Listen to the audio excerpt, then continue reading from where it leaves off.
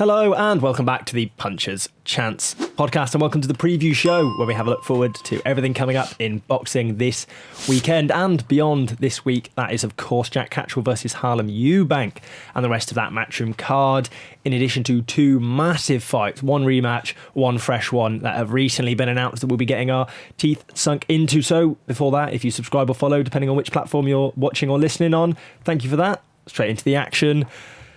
Harlem Eubank, Jack Catterall. We were talking so much about Jack Catterall pre-Arnold Barboza Jr. about most deserving of a world title, Harlem Eubank is a fighter that it's hard to place exactly where he is. That's a good fight, isn't it? Yeah, it's interesting one. He's gone up to welterweight Catterall now, isn't he? And Eubank, I thought, looked really good in his last fight against Tyrone McKenna. Got the stoppage win. I weren't expecting that. So, yeah, it's intriguing, this one. Like, again, we were speaking about it in the last podcast, sort of how quickly boxing can move, because Catterall, like you said, was one win away from finally getting that world title shot. And now you look at this, if he loses to Eubank on Saturday, it's a long road back to the top end for him from here. Yeah, it's weird, because he, like you say, that Josh Taylor fights, he should be an undisputed champion, and then next thing you know, he's fighting, and this is in no way disrespect to Harlem Eubank, but he's fighting Harlem Eubank, who is, some way away from an undisputed title fight. So interesting. I really don't know what to expect from this one. I genuinely don't. It's great as well that you talk about boxing in 2025. The all domestic clashes are always good, and you expect the same this time around. But it's going back to what Ben said. It's all about Jack Catterall now. He was one fight, one win away from almost guaranteeing himself at least a world title shot. He was one fight away potentially from fighting in Times Square in a way, but he's back to, not to square one, but he's back down a level now, and he's moved up. And yeah, Harlem Eubank's a very good fighter in his own right, and this is Harlem Eubank's sort of like coming out show in a way. This is his first big decent fight. Last time out against McKenna looked really good, headlined in his own city, and now he's travelling to someone's backyard, technically to Jack Catterall's backyard, and it's taking him on, and it's a decent fight. And I'm very surprised that Catterall's taken this fight at that new weight at the first time of asking, but in a way I feel like he had to fight a name after that Barboza's he fight. Hasn't got forever to wait around for another shot now, is he? Like, that Barboza loss knocked him back to a point where he needed to come back and pick up another half decent win. I think this would be a very good win if he can get it, but especially moving up to that new weight now, he's going to have to move quickly if he wants any type of title shot. Yeah, style-wise it's interesting as well, isn't it? In the sense of Jack Catterall, we obviously know what to expect from him, sort of back foot, nice counter-puncher, really nice out of that southpaw stance. Then you've got Eubank's quite aggressive. In that, it makes for probably quite an interesting kind of style matchup. Of last time we saw that kind of style matchup, it didn't work for Catterall in the Barboza fight, but Eubank is not at the level that Barboza's at. He's albeit I think he's obviously bigger because he's at welterweight. I don't think he's quite as tall as Barboza maybe. I think, what's it going to look like? Yeah, I think the issue Catterall had with Barboza is he throws so many, and I think it was like almost like the awkward angles he was sort of throwing at were catching Catterall off guard, and even if he weren't necessarily hurting Catterall, he was just landing more than Catterall could land back at him. With Eubank, I think he might have a bit more of a chance on the back foot to catch him with some more clean counter shots, because I don't think Eubank will throw off a flurry of punches the same as Barboza will. I think he'll look more for that big shot like he sort of did in his last fight. But yeah, it's an intriguing one. Yeah, I don't know. Generally, this is dreadful analysis, but I don't have too much to say because I just don't know what it's going to look like. Yeah, it's but difficult. In that sense, it's a great fight. That's what makes an interesting fight, is the fact that you don't necessarily have a perfect idea of how it's going to go, who it's going to go to, and what way it's going to go to them. That's really what you want from a main event, one right? major factor in it, though, I reckon, is inactivity with Eubank. He had He's not been that inactive, has he? He returned to the ring last November, But before that, he had a year outside the ring. Yeah, but I think that's almost natural for fighters. I think that's fine. Yeah, I think having But for fought a since fighter November. that's not been pushing at 10, 12 rounders on a consistent basis, which he has in a way, but hasn't like Catterall, could be to the detriment of the fight on. It'll Saturday night. help Catterall that he's been active. Do Always. you reckon? But I in a- mean, in a- Catterall, he's only fought once in that time. It's not like he's hugely as in once since November time. Do you reckon Eddie Hearn's looked at this opponent and just gone, right? He's hard. He's only fought Tyron McKenna as a decent opponent. This is the perfect fight for Jack Catterall now to re-announce himself and have that world title ambitions again. Because you said about that if he loses against Eubank, that's a long road back to any sort of world title fight. I think it's a long road back starting now. That journey to a world title fight is a long, long way away. I don't know about that. In terms Eubank's decently ranked as a welterweight. I think Catterall's probably What title has Eubank won? he's got he WBO Global and a IBF Intercontinental maybe. I think off the top of my head.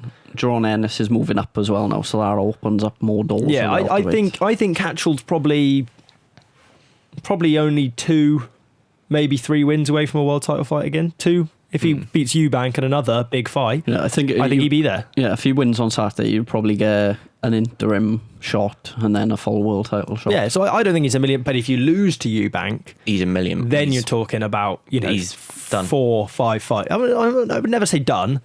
How old's Catterall? Is he? I don't think he's hugely old. He's sort of early 30s. He's Is not he? as old as me, is he? 31. Yeah, he's not. So he's Okay, got okay. plenty of time. Interesting fight. There's other interesting fights on the card as well. Notably for us, probably Joe Cordina coming back up at lightweight, which I think he's fought at once before in his career. Took his time, hasn't he? Joe Well, Cordina. yeah. I don't think Jesus. it's I was gonna through say- any. Fault of his own. No, he's been wanting fight. He should have had the Shakur Stevenson fight that never happened, and Shakur Stevenson's had he'll have about 3 fights by the time Cordina stepped back in the ring. So That's mental because it was about August time last year. We spoke to Joe about that fight being announced. And it was just before it got announced, and he sort of said, well, if Eddie said it's happening, sort of thing. And that was a year ago, and now we're only just seeing him in the ring again. And it was a long time out of the ring before that, after the Kachachi fight. yeah, exactly. But When was the Kakachi fight? February last year? It feels Was like it was the ages Ngannou ago. AJ card, wasn't it? It was March 2024. So that would have been, AJ Ngannou card maybe. Yeah.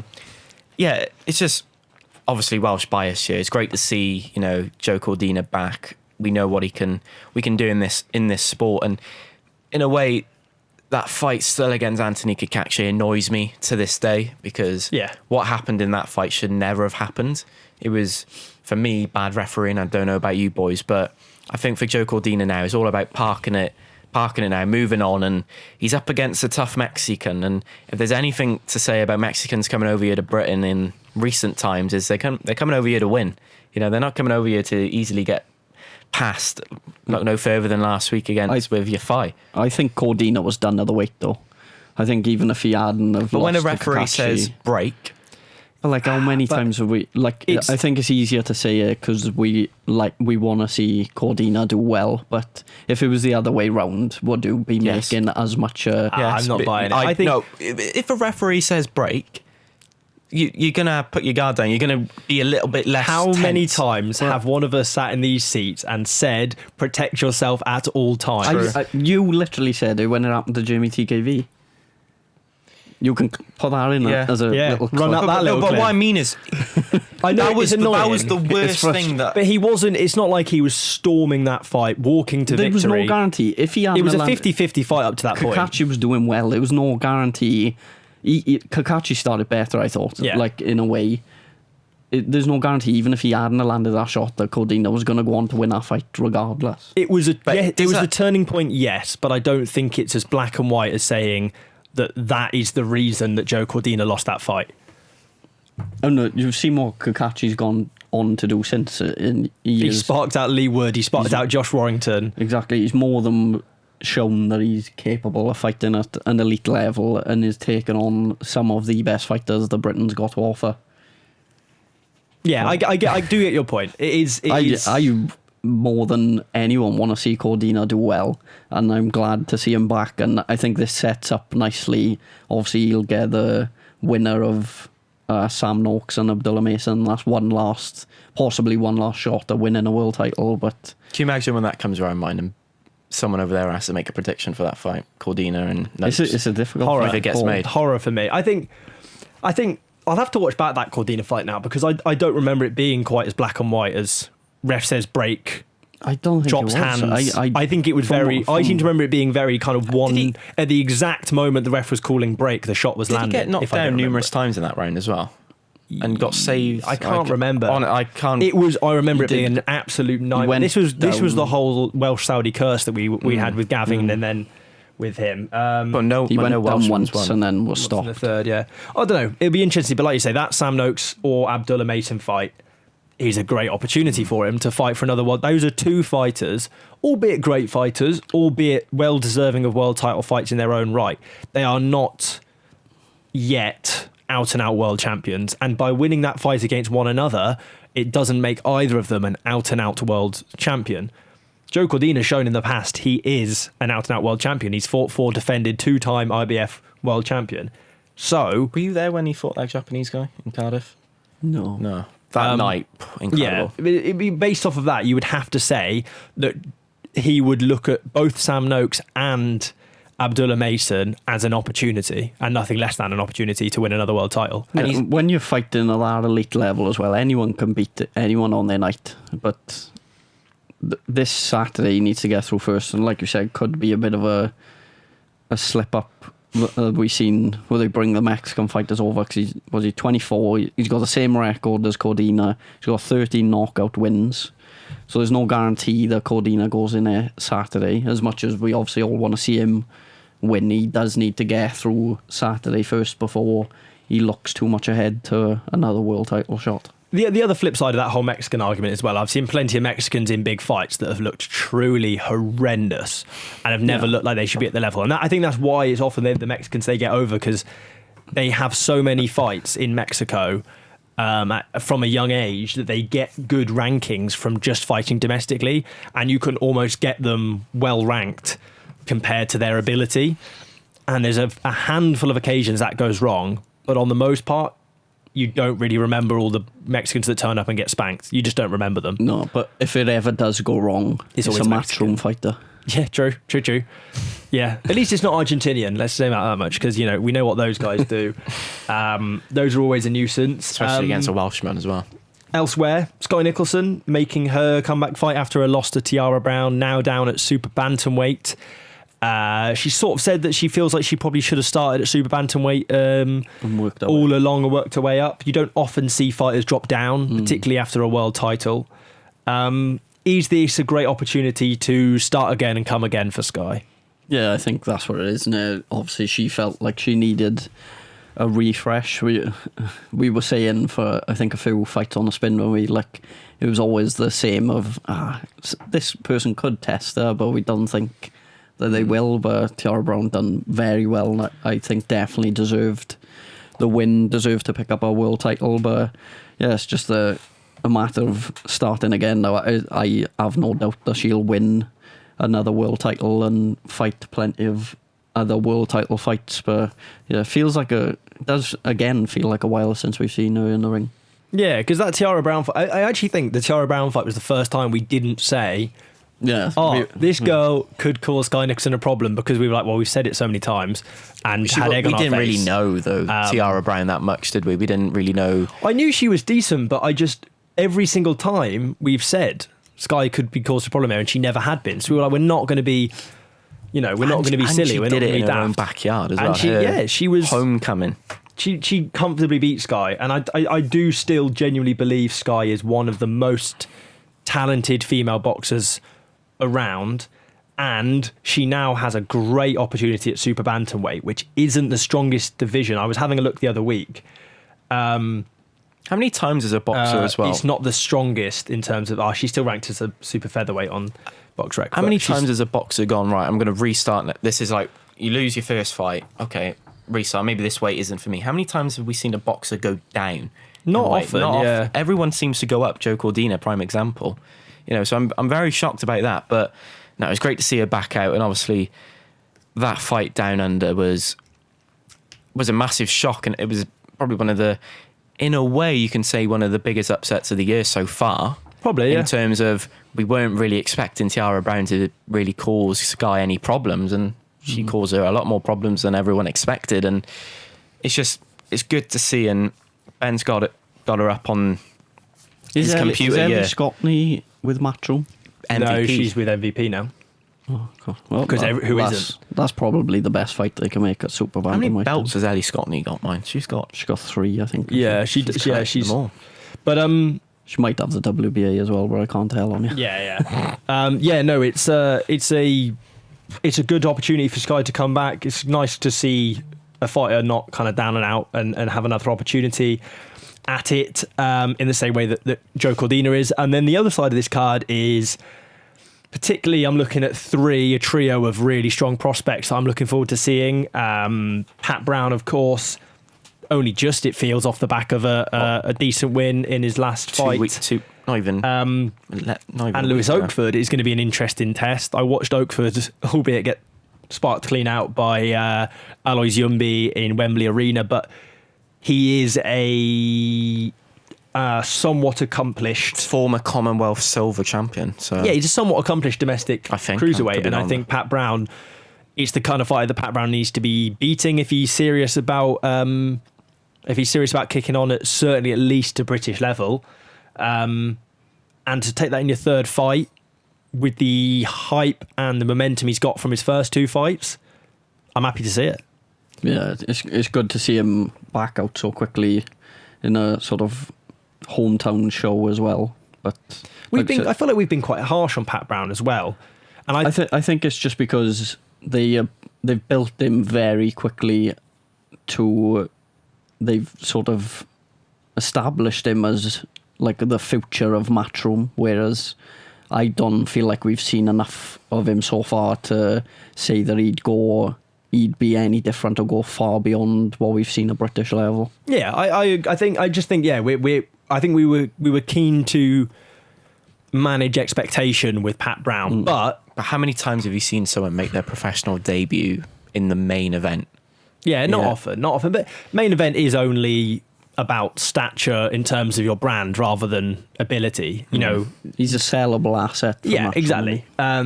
Talks well. Does all the things that outside of the ring really well. I want to see him do very well if he can kick on beyond British level. Well, yeah, absolutely. Like, I'm not saying like we want to see him do well. It's just, I think it's just we don't want to overhype it. Like, how many times do we see like fighters get overhyped to the point, and then you don't want it to get to a point where he fights at, say, British title level, European title level, and he comes up against another very talented fighter, gets beat, and then you hear the thing of, he was never good anyway. Yeah. Like, I just keep forgetting he's a cruiserweight. Yeah, when I'm looking at it and I'm massive thinking about the likes of Alois Yumbi and Vidal Riley and people like that and there's a lot of are good great cruiserweights fighters. in the UK. Yeah, but just size wise, in my head, they're not the same size. I always think he's a heavyweight when I see him. He looks like a heavyweight. He's built like a heavyweight. He hits like a heavyweight. So it'll be interesting to see what Pat Brown looks like. On the other end of that, another local fighter, William Crawler, a fighter that has done pretty well to make his name as a real problem, a journeyman's nightmare, all of the above. I'm looking forward to seeing what Will Crawler's got once again in this one against I feel Fraser like Wilkinson. You can call it a step up in opposition in the sense of it's a fighter with a winning record, Scottish area champ, lost a Celtic title fight. So a fight he should be winning, but a fighter that has a little about him. Yeah, someone who like and comes to win. Let's be real. Not just going to be a punching bag. He's going to look at this as at least a chance to get his name out there and get more fights for himself, if not anything else. So Crawler, I think, is another one alongside. They've got a very nice double act there, Matchroom, to set up shows in Manchester for probably the next decade at least. Yeah, they both have a brand and an exposure level that outweighs the ability they've shown to date. And that's not to say they won't show that ability, but they're both bigger names and they're they're almost Than they deserving. really Not that should they're be. deserving of. It feels really harsh to say that. Than that we've seen. There's better fighters with smaller names. I think is what I'm trying to say. Aki Fiaz as well against Alex Murphy. That is, you talk about fighters coming to win. Murphy's coming here. Me and Ben were looking earlier. He's from Salford, and the other one, and Fiaz is from Oldham. You know, that's a proper Manchester sort Lancashire of derby, derby, and that's going to be incredible. And then a former like decent amateur, Leo Atang, making. I mean, more than a decent. He's an under-19s world champion in his last amateur fight. So, as an 18-year-old, that's about as good as it gets. You're unlikely to be winning anything else at that age. A Yorkshireman as well, fighting in Lancashire. 18, That- youngster. Yeah, I like to see a Yorkshireman in enemy territory in Lancashire. It's a proud moment for me. But he's and he's not yeah. fighting TBA yet. which it's is good to really see. difficult to I think Leo Atang is going to quickly get Moses Atoma comparisons, and I think it's just because he's a young heavyweight prospect. I think style-wise, ability-wise, that's not accurate. He's not a Moses Atoma 2.0. He is just Leo Atang. He'll obviously get the AJ comparisons because of Matchroom, etc., etc. But he is someone to be excited about. I was going to say, how long is it before he's touted as the next Anthony Joshua? They'll say that within round 2 of the fight. But he probably. can't be the next Anthony Joshua, because I would say that Moses Atoma is probably the next Anthony Joshua. Or do you have to be an Olympian to be the next Anthony Joshua? Is that a part of the? Could he be the next Moses Atoma? Well, that's exactly Yeah. what I mean. 3 years younger, so you'd argue that there's not yet a Moses Atoma for You him talk to be about the how next. quickly- But Can he beat Mike Tyson's record? That could be the other thing. yeah, Being maybe the youngest heavyweight world champion. That's the Yeah. other thing. But let's see what he can do on Saturday night. Got a 4-rounder against some Indian fella, I think. So it should be a decent watch. I'm It's a Czech hoping. guy, isn't it? yeah, Czech Republic. Oh. So definitely not Okay. Indian. But The last time I checked, they must have changed that then. But- But it's good to see, like I said, TBA. Normally, when you make your pro Yeah, debut, TBA, and now he gets to analyse his 6-6 record. So yeah, Yeah, no, I think it is exciting, especially as heavyweights that young. That's so unique. You don't often see heavyweights so young because they hit their prime so early. They don't tend to rush out of the amateurs. Is there any reasoning why he's gone pro so early? I don't or know, just- actually. He's had 2 years worth of amateur, I think, sort of since 2022 to 2024. Should we thought, considering how good he is as an amateur, how he has It might just be timing wise, in the sense of if he is going to go Olympics route, being 18 now, he's not going to be 22 or so, 21, 22 until he fights in the Olympics, or he even gets an opportunity to fight in the Olympics. If he doesn't get in, then he's 26. And I think he just probably thought, do you know what, I'm going to cut my losses. In the same way we saw with Tia Ayton recently. She could have done it, but she thought, nah, do you know what? Why waste the time? Do you reckon that's because of all the talk about boxing again, the Olympics not having boxing in 28? I think that must have boxers played looking in. at it thinking, well, that's 3 years away. I can turn over pro, and at 21, instead of going to the Olympics, I could be holding a big pro title. Yeah, Something that, like probably played into it a little bit, the uncertainty and also the controversy around the boxing in the last Olympics. I think left a sour taste in a lot of people's mouths for a lot of reasons. I don't think it's necessarily... And I don't think it helped the situation. I don't think it's necessarily just the controversy around Olympic boxing. I think it's just amateur boxing in general. I've seen loads of posts over recent weeks. I've seen the stuff of the box cups and tri-nations of people. Yeah, it was the Manchester Box Cup and Haringey, which were done with DAZN and Sky Sports, I think. Yeah, but there was a lot of sort of controversy, even just around local amateur shows, how people are not only struggling for fights, but then when you get in fights, the results are quite poorly decided, to say the least. So yeah, it's controversial, and professional boxing is not much better, but it's a little bit better. And if you're talking as a pairing for Matchroom, Leo Atang and TMA Ayton, two 18-year-olds with the world at their feet, have done more than enough in the amateurs to suggest that they at least have a hell of a lot of minerals to carry over. Exciting stuff. Looking forward to seeing it. We'll do our predictions for this card at the very end of the podcast, so not rushed just yet. In the meantime, we got some pretty exciting stuff coming up. Eubank Jr. versus Conor Benn, number 2, the rematch. Maybe we see Benn Eubank 3 in the form of Harlem later on after his fight this weekend. But for now, we're seeing Chris Eubank Jr. and Benn lace up the gloves once again. Are we happy to be seeing it again one more time? I'm surprised, I am, because nothing's changed in terms of the contracts and all from the first time round. And I honestly would have thought that Eubank would have looked at how much he did struggle at the weight and gone, actually, I'm A-side here. I don't want to fight at 160. We're going to do it at a catch weight. They pre-signed it, hadn't they? Before the first fight. It was already a two... Right. They'd signed the rematch. But what I mean clause. is now, though, Eubank could have gone, what's another fine? You know, how can I get out of this contract? What, another 100 grand fine?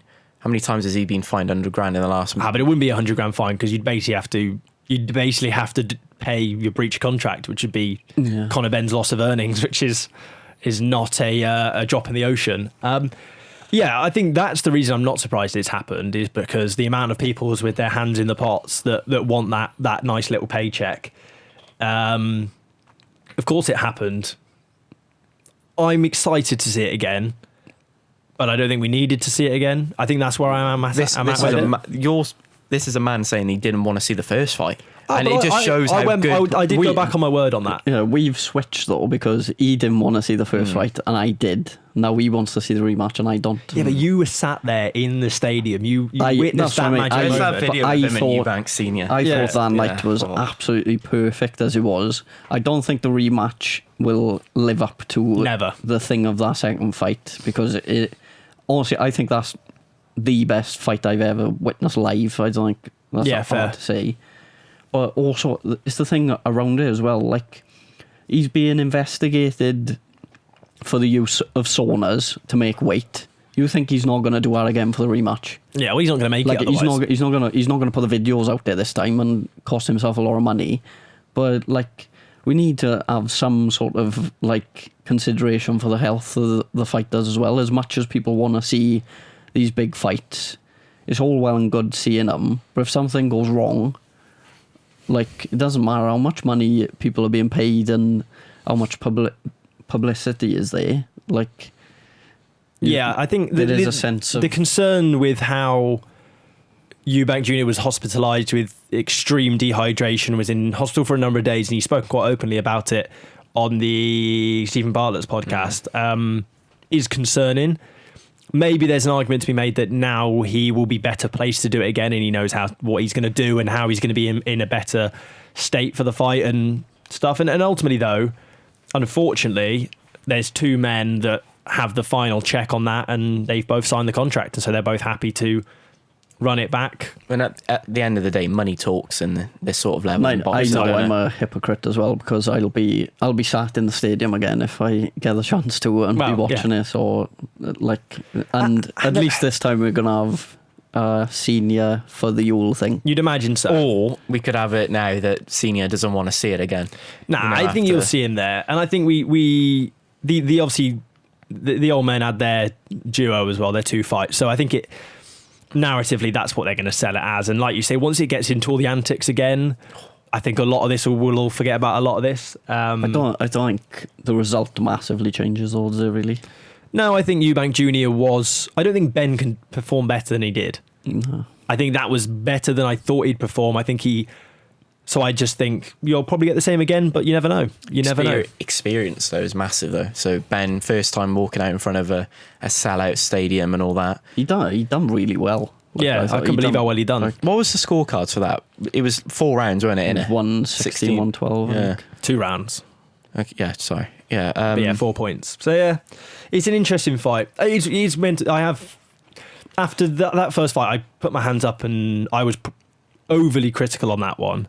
In terms of when it was first announced, I just thought, I don't actually care about it all that much. It's too late. It's too many weight. It was a great fight. I can't dispute that. I'm happy to put my hands up and say I'm wrong, or as Conor Benn would say, maybe I had egg on my face for that one. But we're seeing it again, and I'm not shocked that we're seeing it again. It's crazy as well that the week before that we've probably got the best fight of the year. Canelo Crawford, and then another fight that I said wasn't a great fight because of the weight disputes. So maybe can you keep on saying it, because then we at least know that it's going to happen. It's going to be really good. A great fight that is happening and is great and is at the same weight as one another, or only recently, Brian Norman Jr., Devin Haney. That's a hell of a fight. Devin Haney needs to rent a wheelbarrow for the size of his bollocks, because he is going again. He's just watched Brian Norman Jr. put a genuine welterweight clean out and thought, yeah, I fancy a bit of that. Why not? Impressive stuff. It wasn't clean out, mine. The guy lost memory, didn't he? Well, what was it, 6 weeks memory or something? Yeah, Can't remember like the lead up to the fight. He said afterwards he couldn't remember any of his training. So scary. Like it was like outside of everything, it was just technically the perfect shot.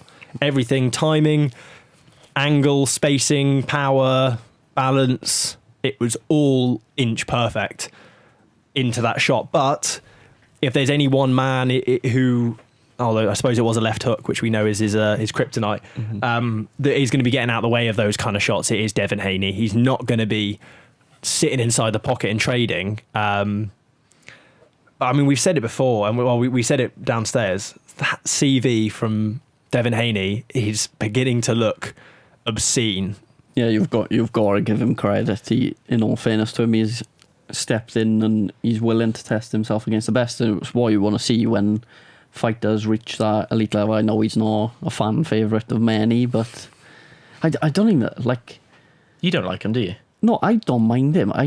It's more his father I find the issue. Bill Haney's dislikable. Like just like flat out dislikable. I don't feel like Devin Haney comes across as like arrogant, or he doesn't like showcase himself as anything he's not. But like his father seems to put him on a pedestal of like his father's living his dream through his son, ain't he? Devin Haney he's the youngest undisputed champion as well. Like he's got credentials in the four belt era. Like he is that guy. He's done it. He, like we said, Kambosos Jr. twice, Lomachenko, and then Prograis, a juiced up Ryan Garcia, and now Brian Norman Jr. That is the Garcia fighters obviously took a little bit of shine off him for a while, didn't it? Took a little bit of it out of everyone. But then you've seen what Garcia has gone on to do, and Rolly Romero beat him up, and I just think kind of quieted that whole thing down.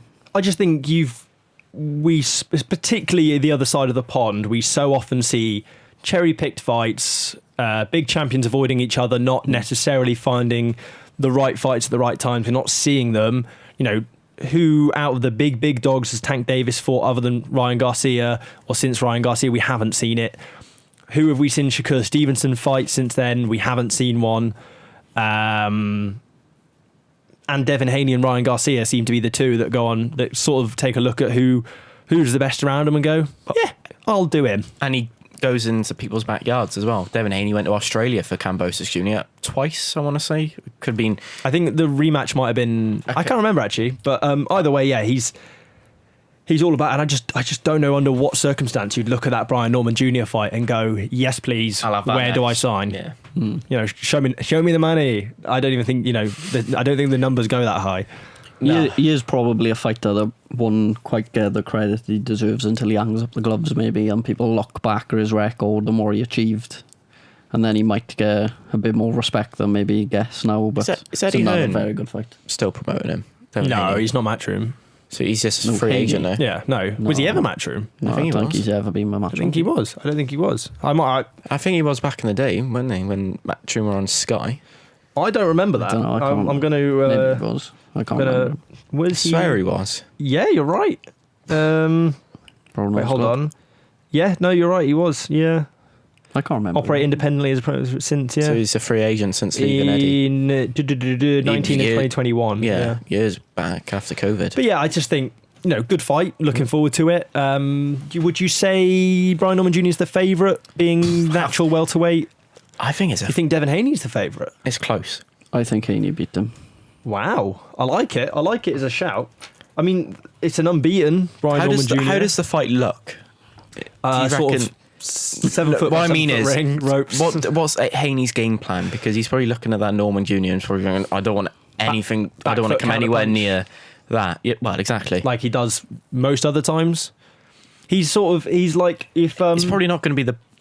Is it harsh to say that it may look like what his last performance looked like in Times Square? Yeah, he's not the most going to be interesting, but it could be worse. If Shakur Stevenson's sleeping pills, Devin Haney's like a cup of fruit tea. Like it has the same effect, but it's not quite as bad. You know what I mean? Yeah.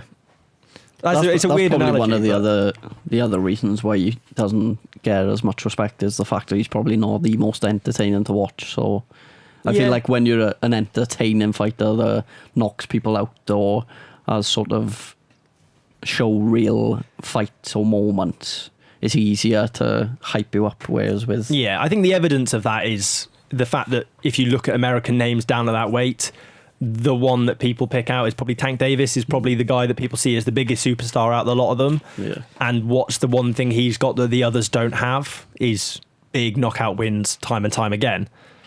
They've all kind of got blips on their records. They've all kind of got big wins and world titles, but Tank Davis has the knockouts, and that's why people kind of revere him as this kind of the best of the best, albeit he struggled quite heavily against Lamont Roach Jr., which I said wouldn't even be a fight. So what do I know? Do not know glove, evidently. Time to do some predictions, I think. It's been a while since we've all been together. You know, I'm feeling very sort of a big family feel. I'm missing you guys, all of that stuff. On the Boxing News app, as always, we do the predictions, so you can play alongside with us if you would like, or you can do it in your own time, or you can just sit there and watch us make fools of ourselves. Though if you are watching, I want you to note down Harry's predictions, because, you know, we often accuse him of one thing and he says another, and we don't know who the truth is. But, you know, What predictions are we going back to now, though, that I made? So many. The amount of times The last episode, mine. The last Joseph episode, Parker. yeah, we had. That I predicted Joseph Parker would be points. There was one a while ago as well that there was all sorts. Anyway, Boxing News app. What it was now. William Crawler, super welterweight, 8-rounder versus Fraser Wilkinson. It's going to be boring. This Ooh. predictions thing now, though, because I feel like we're all thought going you to say the same Crawler I thought thing. you were going to say the fight. No, oh, hell no. No. Are you going for Okay. a stoppage? Yeah. we've all got a stoppage win, have we? Points decision. Oh, have we? Oh, okay. Yeah, So you never- it's not going to be boring, You then. never knock out a Scotsman. That's what they say.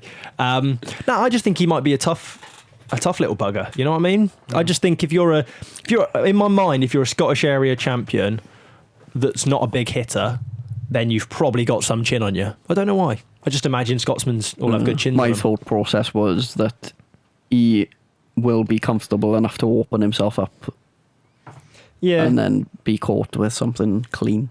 yeah, you might be right. You probably are right. And it's 8 rounds to work with as well. Yeah, 6 rounds, I may agree with you. But Yeah, I do think it. I mean, it's not the obvious. I think 100% of people on the Boxing News app have predicted a Crawler knockout at the moment. So I am going against. you're trying to make it 75%. I'm going against the grain Okay. a little bit there, but bear in mind, in his Celtic title fight and a Scottish area fight, he was stopped. So Whoa, you can't look Oh, back well. in there. I shan't change it. Pat Brown versus Lewis Oakford, a cruiserweight 8-rounder.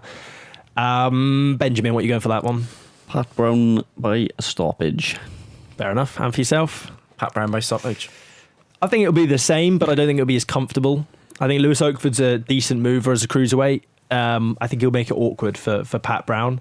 Aqib Fiaz versus Alex Murphy, a lightweight 10-rounder, plenty Good of fight. time. Good fight. I think we're probably going to go the same again. I'm going to go for a Fiaz points decision. Yes. Yeah, we've all gone same on that one.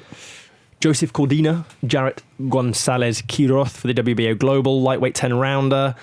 Not one person's gone for a Cordina stoppage. Will you be the one? No, Cordina by points. Will you be the one? No, I've got Cordina decision. As do I. And then Jack Catterall versus Harlem Eubank, a welterweight Is this gonna split 12-rounder. this? Once again, 100%. Not a single person has disagreed with each other on the Boxing News app currently. Do you reckon it's because no one's done them yet? I feel like we're the only 3 people up for a minute. Yeah, maybe. At the moment. Harlem Eubank, Jack Catterall. Everyone's gone for a Catterall points decision. And I am everyone. I agree with Sam. Yeah, Catterall we're points 3 for decision. 3. Oh my god. So basically, me and Ben have gone for the we exact just same need to hope. prediction. If Will Crawler gets a points decision, then I've You've won won. it. I'm going to be doing laps of the studio. I don't know if that's the thing. There's not much room, but Yeah, with the camera set up, I'll I be- think I you're going to fancy- struggle I'll there. be I fancy a good celebrating. few of these fights to be quite close, mind. yeah, I mean, I think there's some The good only one I'm fights on not there. confident I think about. Cordina's fight's actually going to be quite an interesting one. The Aqib Fiaz fight, I wouldn't be shocked if Alex Murphy did get the points decision. Yeah, I think that's very close. Do you want I to change wouldn't your be- prediction? No. no, you're not allowed. No. Not allowed. I've submitted it already. How many rounds? 44 I've gone for. I've gone for the 40. same. 43. Have you gone for 44? Oh wait, I don't know. Ignore me. I It's just- age. Guess. Yeah, he just. Yeah, true. It's his birthday. Just 44, 0, 0. But you're 44. No, the year 0. 44. You were just born ATC. on the 44th day. Yeah, Like, fair. you know, God invented, I don't know, whatever, Days. sunlight on the 5th day, Ben Thomas on the 44th. So there was sort of 39 day gap I have heard between those those two chants before things. as well. There's only one Ben Thomas. There is only one. Well, actually, no, there's not. I actually got a memory on Snapchat the other day of you meeting another Ben Thomas. He hasn't fought in a while, mind. No, he's been in India doing sort Is he? he's been doing lots of like martial arts stuff, and I think I saw him playing a bit of cricket at one point. So yeah, he seems happy. You ever played cricket? Yeah. Oh, fair enough. Not very good at it, but You played it? Fast bowler, spin, batsman. I just fucking launch him. Fair enough. Fair enough. And that's not even him bowling. That's just him throwing it in the field. That's the bat. That is. Just throw it at people.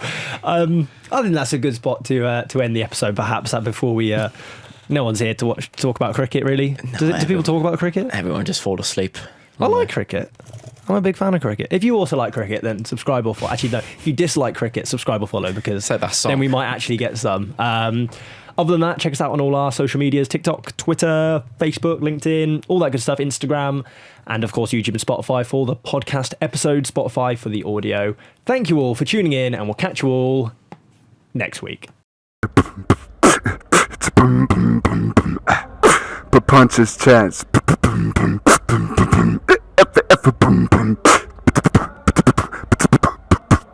Punches chance podcast.